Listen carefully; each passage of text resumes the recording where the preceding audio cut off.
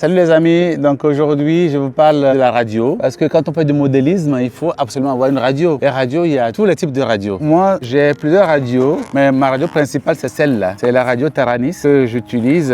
On m'a volé l'autre, là j'ai racheté une nouvelle. Comme l'autre a été volé, du coup j'ai plus les programmes de tous mes avions. Je vous ai fait des vidéos sur chaque jour un avion que je présente. Ces avions aujourd'hui ils n'ont pas de radio. Donc je vais profiter de tous les paramétrer sur celle-là en vous montrant de A à Z comment on fait. Déjà, la radio, c'est très sensible. Quand ça tombe, tous ces éléments-là, les commandes, les interrupteurs, les potentiomètres, l'antenne, tout ça, c'est très sensible. Et il faut avoir aussi absolument une sangle. Parce que si ça tombe, ça casse. Une radio, il faut vraiment la protéger. La radio, c'est le lien entre toi et ton avion. À partir de là, il y a un système, il y a un module de communication avec l'avion. Quand tu l'achètes, il y a toujours un module interne. Souvent, cette module interne n'est pas grande portée. Après, tu peux acheter des modules externes. Donc, il y a toujours une baie derrière. Et tu achètes, tu mets derrière pour piloter. Quand tu fais ton programme, tu expliques à la radio que tu n'utilises pas le module interne, mais que tu as un module externe. Moi, ce module-là, c'est un module que j'ai acheté exprès pour piloter tous les avions que je trouve en ligne. Parce que chaque avion a un langage de communication. Donc, des fois, il y en a qui font des modules où ils mettent les plus populaires. Tu le mets derrière ta radio, c'est un interprète. Et ta radio passe par lui pour communiquer avec ton avion. Donc là, c'est une Taranis FR Sky. Il faut toujours bien protéger. C'est des choses qui coûtent quand même de l'argent. Donc, j'ai cette radio-là. Ensuite,